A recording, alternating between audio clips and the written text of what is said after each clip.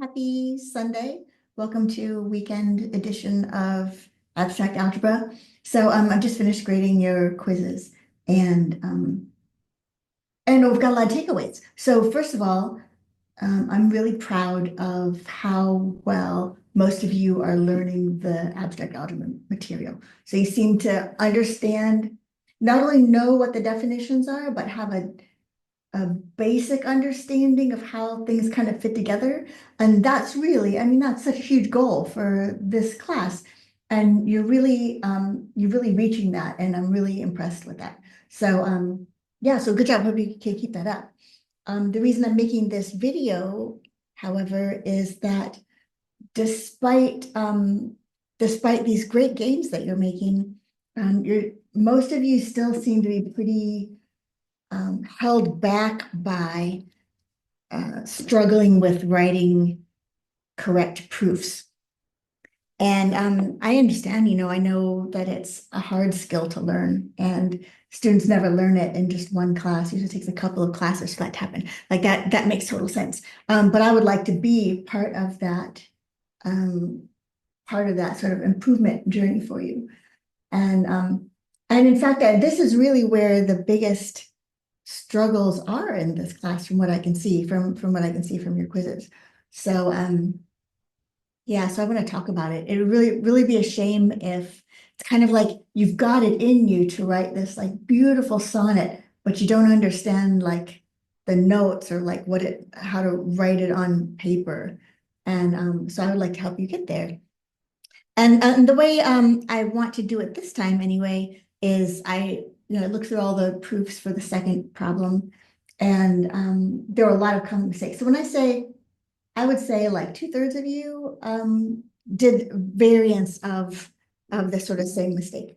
And with this mistake, there's no opportunity to create a correct proof. I mean, it's a mistake that happens right off the bat, and then the whole proof is thrown away.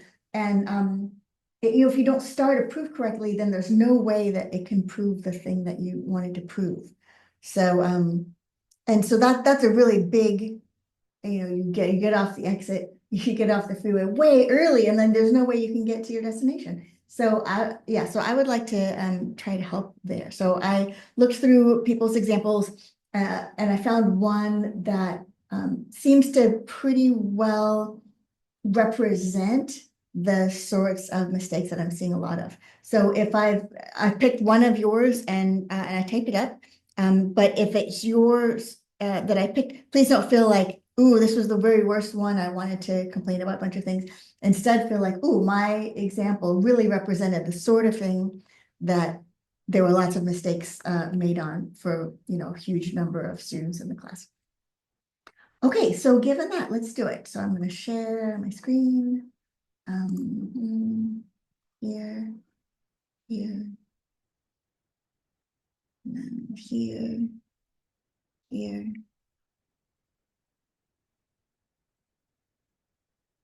It's not doing it. Oh, okay, there it is. Hey, okay. So okay, cool. So I just typed in the second problem. Here it is in blue.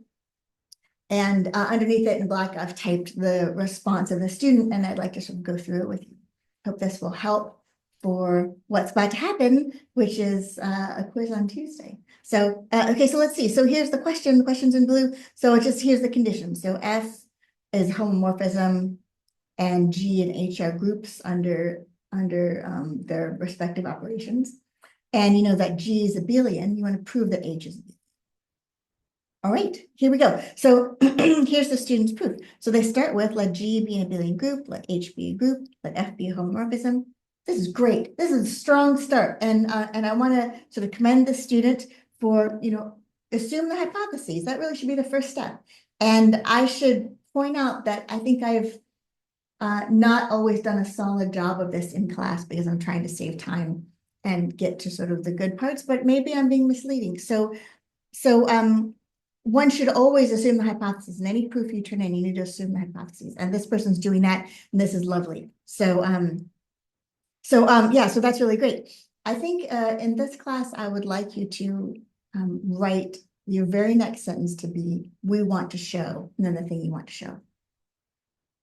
And the reason for that maybe will become clear a little bit later in this discussion, but let's just, for right now, let's just take me at my word, and we're gonna add on here, we want to show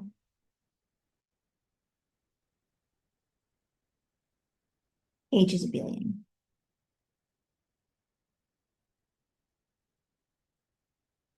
All right. So so now let's get into it. So this student says, then with the homomorphism property of F, we know that for all G1, G2, and G, F of G1 star G2 is F of G1 hash F of G2. Okay, so there's a lot of things I really like about this. So first of all, it's correct, which is great. But specifically, rather than just make a statement, the person has said why the statement is true. And that's cool. I mean, so, we know that F's an isomorphism. That says three things. That says that F is one-to-one onto and has the homomorphism property. And the students picked out the correct one that's giving this fact. Okay, so that's all great. I love that this has been justified. Here's the thing. This is stating a definition and a proof. And I know I've said before that that's not cool. And it really isn't. And for a lot of reasons. So one reason it's not cool is that if nobody's going to read this proof if they don't know what if they don't know what the definitions of the things are in the proof. Like, why would anybody, if they didn't know what a homomorphism was or an isomorphism, they wouldn't care about this proof. So you should just assume that they know what the definitions are. And then, but a little bit stronger than that is you should aim for, you should realize that it's very hard to communicate complicated things in your head with another person. And the more information you throw at them, even if it's stuff that they already knew, the more you're asking them to put in sort of the short-term memory because they think they're about to do a thing with it. And it can obscure the things they really should be focusing on. So that's like medium reason. And then massive, massive, massive reason is almost always, in the case of students, it leads students to do something totally incorrect and then ruins the rest of the proof. I don't know if I've seen a case. Maybe I have, but I'm going to say I don't remember any case where a student has stated a definition in a proof and then hasn't gone on to make a mistake based on that ruins the proof. Here's an example of that. So if I see something like this in your, I'll move this back up here. How do you move? If I see something like this in your paper, then I'm going to write something like, I'm going to sort of, here's where I'm talking about. And I'll say, don't state definitions in proofs.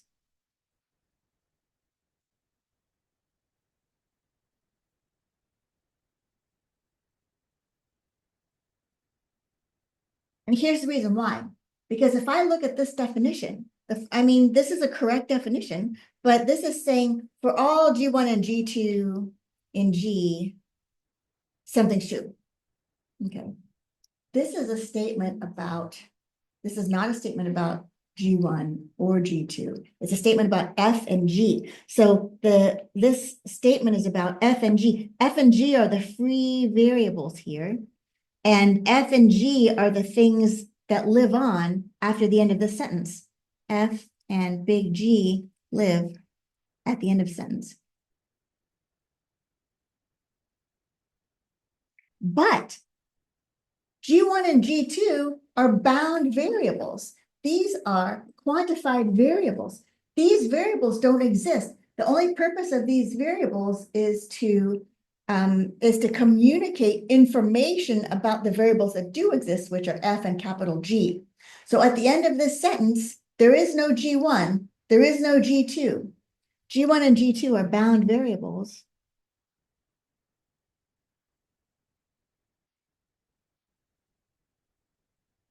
Sorry about it's so slippery and I haven't gotten a new replacement sort of paper like screen protector thing on it. So it's really messy. G2 are bound or quantified variables. And most importantly, they don't exist at the end of the sentence. G1 and G2 do not exist at the end of the sentence.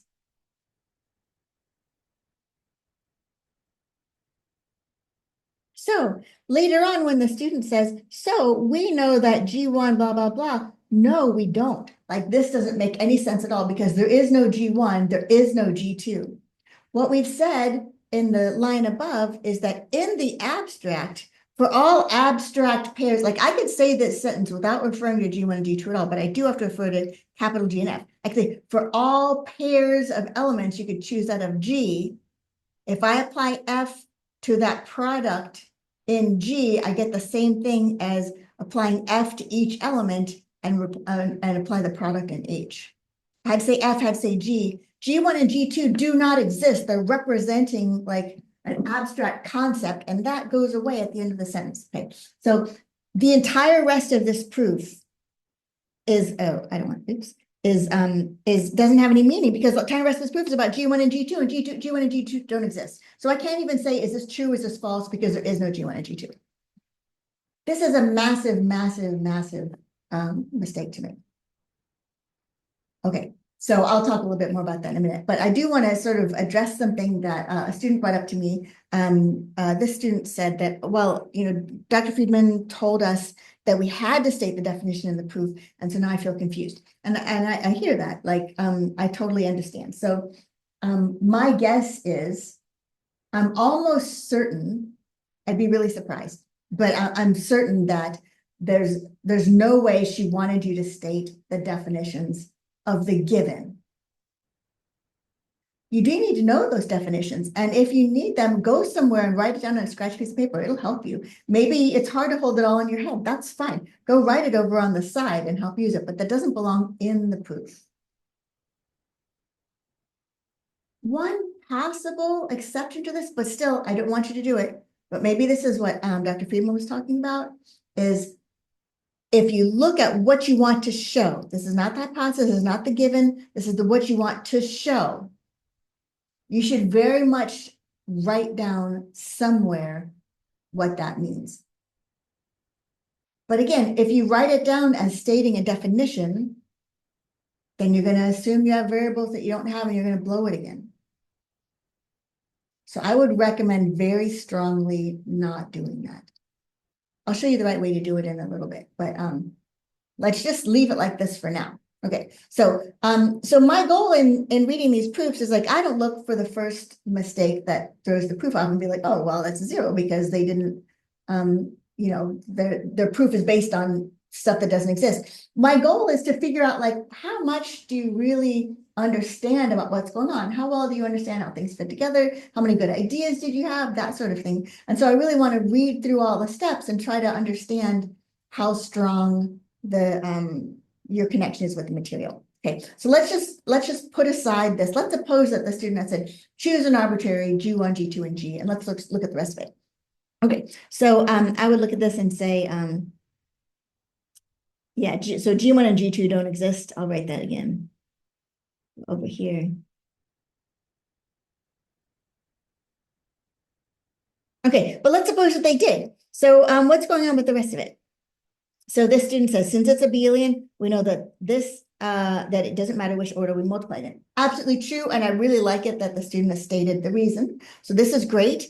And then this is true. Sure, this is because we've applied F to both sides, so I'm going to buy that. And then now they're applying this to the homomorphism property. Well, really, they're applying the homomorphism property to, it's really sort of the other way around. We're applying that to that, but it's fine. Applying homomorphism property to F of G1 and G2, we get this statement. This is true. Doesn't matter which way we order. I mean, it doesn't matter if we multiply over in H or if we multiply in G and then map over into H. With substitution, we get this equation. Since everybody's in H, this shows H is abelian. Okay, so another comment I have right here is that the student has all the equations correct and the student has the reasons for the equations correct. But with a very simple reorganization could have made this proof shorter and also much, much, much easier to follow. See, the way it is right now, the reader has to put together, let's see, I'll make this purple. Will that show up? The reader has to put together this equation. Oh, it doesn't show up that well, does it? Okay. The reader, I'll make it hot pink. The reader has to put together this equation and this equation and this equation in order to get this. So they just have to figure out a way to assemble these. And so basically what you're asking the reader to do is, here's some ingredients. I would like you to assemble them together into a proof.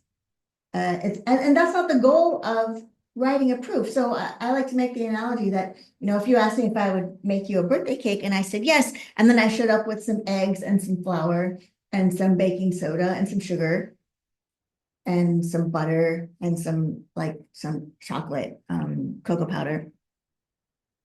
And I was like, here you go. You'd be like, wait a minute, what? I was like, look, this is everything you need to make a cake. And you're like, I asked you to make the cake. Like, you have to assemble it yourself. And here you're asking the reader to assemble it. So let me show you how a very subtle rearrangement could make this a whole lot better. So I'm still going to take the information that the student has and just rearrange it into a nice way. So I mean, there's another mistake here that I'm going to talk about later, but if this is the thing that we're trying to do, if this is our goal, then let's write this goal. If you want to show one thing is equal to another thing, the best way to do it is do the left-hand side equals something else equals dot, dot, dot, equals the other thing. So start with the first thing, string of equal sign, and then the thing you want to end up with at the end, and then everything's equal and it's perfect. That's the right way to order it. So let's just do that. Let's start with the left-hand side. So I'm going to get, it's going to be hard to fit it all in here. I'm going to put it here. Okay, so where'd you go? F of G1, hashtag F of G2 is equal to, so let's see, I'm going to use this equation first. So it's F of, it's going to use the homomorphism property. So this is F at, I'm going to multiply G1 and G2 first in G, and this is since F is a homomorphism.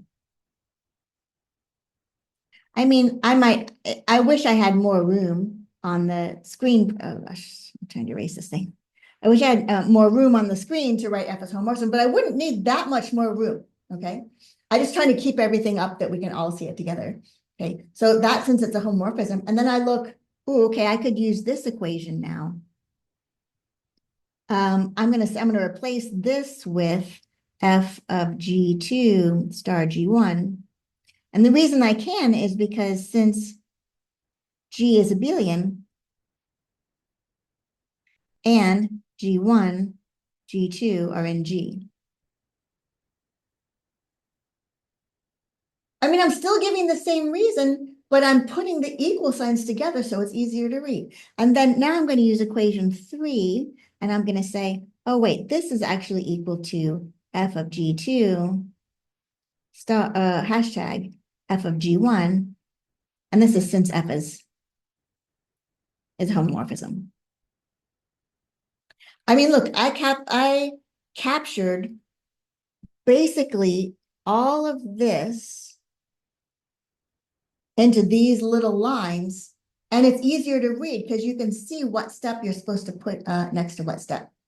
Okay, so I recommend rearrange. So my advice here is could have a better organization.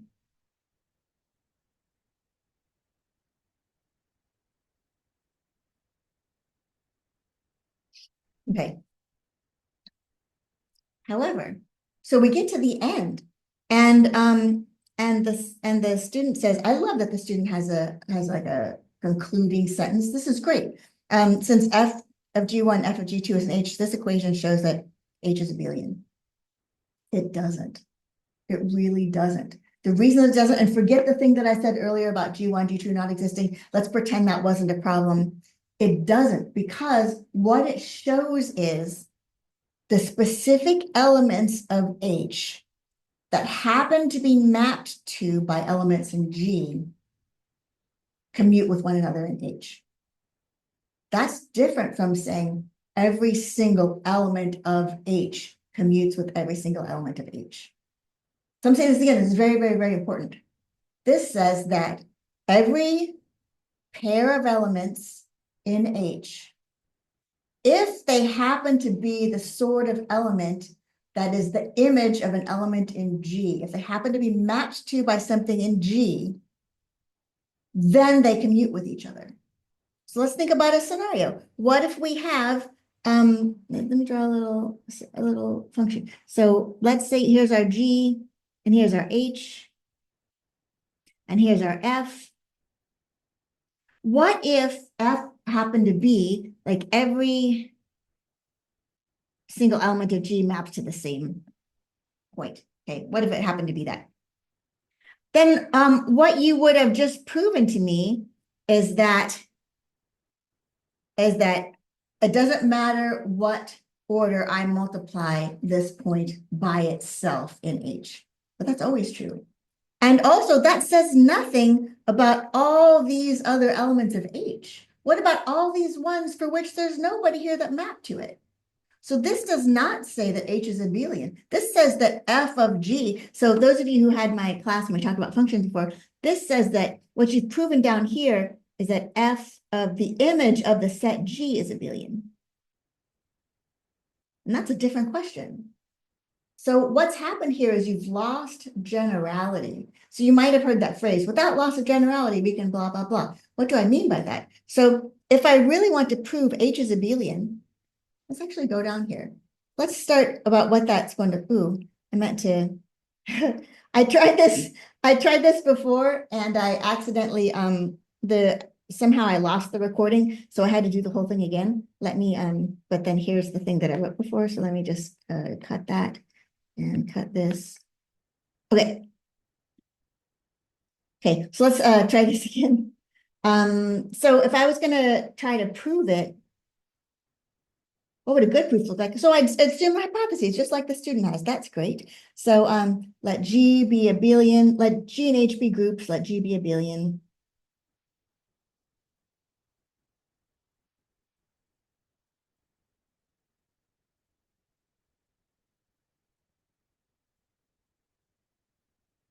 And G abelian. Suppose F from G to H is an isomorphism.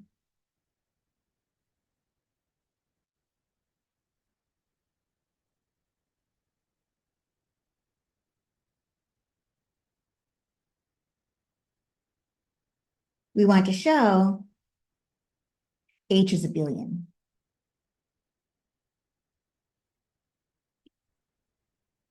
You may be tempted to write, I know I've said this before, you may be tempted to write in the proof right now what the definition of abelian is. But you shouldn't and you don't have to. But you should write it down somewhere. So I'm going to write it down. This is scratch work. This is super secret scratch work. Nobody gets to see it. This is just for your own help in writing the proof. So super secret scratch work.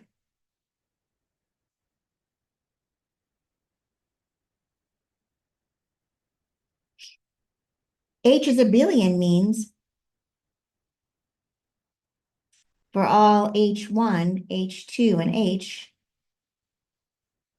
H1 hashtag H2 equals H2 hashtag H1. Oops, not I. Okay. This is what H is abelian is. This is what I want to show. So I always recommend, if you write down what you want to show off to the side, it's going to tell you how to do the problem. You just read from left to right. If you want to prove a for all, then you choose an arbitrary. So we have to start by choose an arbitrary H1, H2, and H.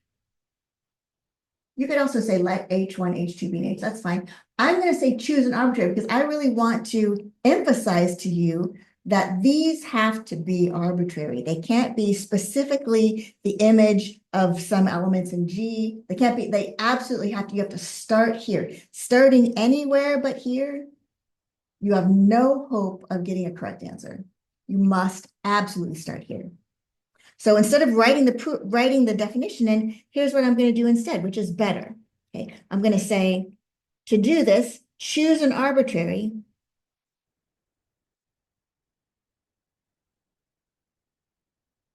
H1, H2, and H. We will show H1 hashtag H2 equals H2 hashtag H1. This is far, far, far superior to stating this definition in the proof.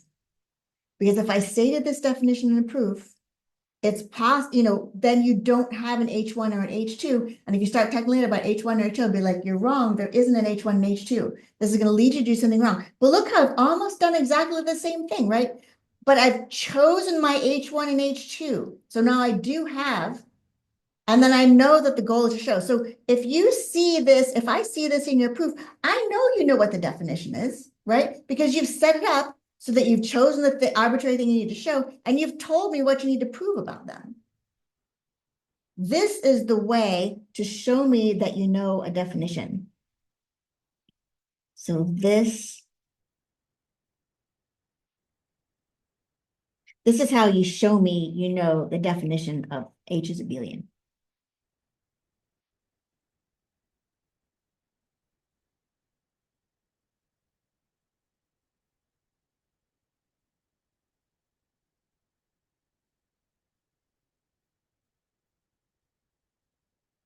Not by stating the abstract definition using for all, but by applying it to a particular arbitrary but particular H1 and H2 that you have chosen. All right, cool. So I've argued that enough. How are we going to do that though? So let's look. Let's erase these guys. We've picked an H1 and an H2 over here arbitrarily, but like we're stuck with them now. So we have them, we just can't see what they are. So it's like they're wrapped up in a little package. There's some in there. We just don't know which ones they are. That's totally fine. So I'm gonna here's my H1 and my H2. This is where you might feel like you're stuck, and this is probably why the student wanted to start over in G, because they know how to say stuff about G. Here's another side rant, but since this is recorded, you can come back and listen to it a couple of times. So I know I'm giving you a lot of information, but this is all really important. Okay, so here's a side rant. So here's what they taught you in high school geometry. I'm almost certain. I know they did. They taught you, like, you're trying to do a proof, and they said, start with the given. Very first line is whatever it is, and then reason given. And then you keep mashing on the given until eventually you get the conclusion at the bottom, right? With reasons along the whole side, the side, the whole way down, and then you're done with the proof. Okay. That will pretty much never work for the rest of your life. It will never work. This is not how proofs can be constructed. And it's kind of damaging that they teach that to you at such an early age, although maybe you aren't sophisticated enough to understand more, like something more subtle than that. But you are now. And so let's talk about it. This has given you the sort of instinct that you should always just start with the given. How am I going to use the given? The most important thing is to figure out how I could possibly use the given. And that is not what you should think at all. That should not be on your mind at first. You should be like, I have all this given. It's like these are tools. You have all these tools, you have all these materials, and you just set them aside. I'm going to use them at some point. I don't start with them. If I tell you build a birdhouse and like you've got hammers sitting around, you've got some nails sitting around, you're not going to be like, well, I've got a hammer, I've got a nail, what, I'm just going to start banging. No, like you need a plan, right? You need to start in the right place. So put the given aside. If you don't use it instantly, you can still use it later. You don't have to use it right away. Do not start with the given. Put the given aside. Focus on what you're trying to prove. We are trying to prove that H is abelian. This is what we were asked to prove. I'm going to focus on that.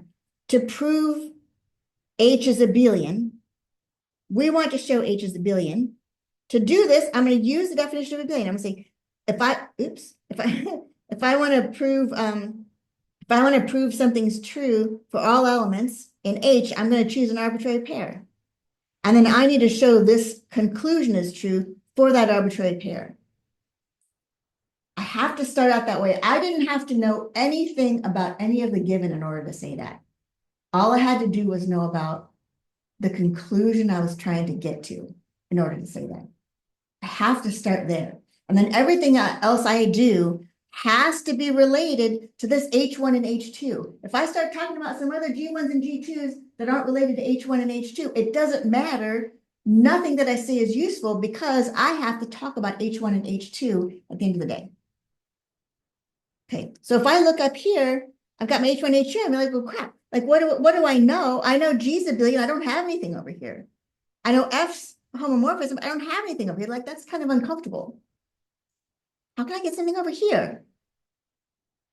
This is where we can let's scroll back through the given. Do I have any tools that I could use right now? Do I have any ingredients I could use right now? You're like, well, what do I have? I have G as a group. I have H as a group. I have G as abelian. I have F's and isomorphism. Oh, here. F's and isomorphism. So F is onto and 1-to-1. Specifically, F is onto. What that means is there is somebody here that maps to it. See, this is really the thing that prevents that picture I had before. Remember where everybody maps to one guy and there's all these really lonely guys over here that don't get mapped to and nobody gets to talk about whether they're abelian. It's the fact that F is surjective that gives us this. But you didn't have an opportunity to see that when you just started with pieces over here. Okay, so we start here and we say, oh, since F is surjective, there are elements here that map to it. These are not arbitrary at all. G1 and G2 are totally not arbitrary. They're given to us by the definition of surjective. So let me show you what that looks like. So I'm going to say, since H1, H2 are in H, and F from G to H is surjective, the definition of this, see, don't tell me the definition of surjective. We're going to use it. Definition of surjective says, anytime I have this scenario, two elements in the codomain and a surjective function, I know there exist two elements in the domain that map to them. So I'm applying the definition. I'm not stating it. I'm applying it to my favorite H1 and H2. Okay, so since F is surjective, we know there exist G1 and G2 in G such that F maps G1 to H1 and F maps G2 to H2. So we'll call this equation 1. Now I do have a G1 and a G2. There exist gave it to us. We applied the definition of surjective, and so definition of surjective handed us a G1 and G2. They exist.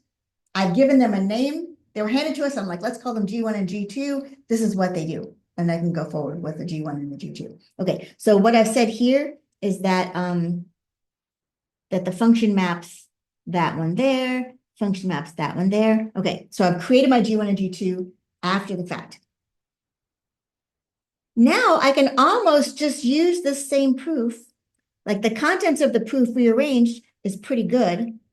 So how am I going to get here? Well, first thing I'm going to do is be like, what am I trying to do again? Keep an eye on the prize. Keep an eye on where you're going. I'm not going to make it red so it doesn't seem bad. And here's the green. This is where we're trying to go. We're trying to show that H1 hash H2 equals H2 hash H1. So we're going to start with the left-hand side and end with the right-hand side. So let's see. Then H1 hashtag H2 is, well, let's see. If I use equation 1, I need to turn everything into the G world because look, everything I know about the problem is related to the G world. So I want to get everything over there. So, but I've already set things up so that I can. So I'm gonna say, well, this is going to be f of G1 hash f of G2. And the reason that is because of equation 1. Now we're golden. So now I can just say, well, I mean, that's this, right? So if I just delete that and move these up, I'm gonna make them a little bigger.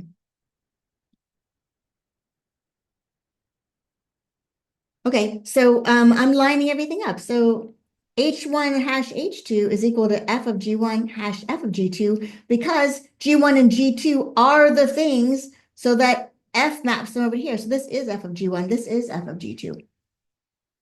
Okay, so that's by equation 1. And then the reason I can do this is because it's a homomorphism. So it doesn't matter what whether I multiply in G or multiply in H. So I can write.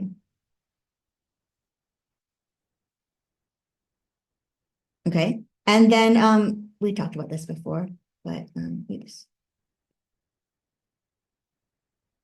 And then that's I can change the order that I multiply G1 and G2 because G is abelian and G is in a G1, G2 are in an abelian group. And then that's equal to, well, I can apply homomorphism property again. Oh my gosh, why is this not working? But we're not done because look at what I'm trying to show. I'm trying to show that H1, H2 equals H2, H1. Almost there. This is H2 hash H1 by equation 1 again. That's what we wanted to show. Thus, as desired, thus H is abelian.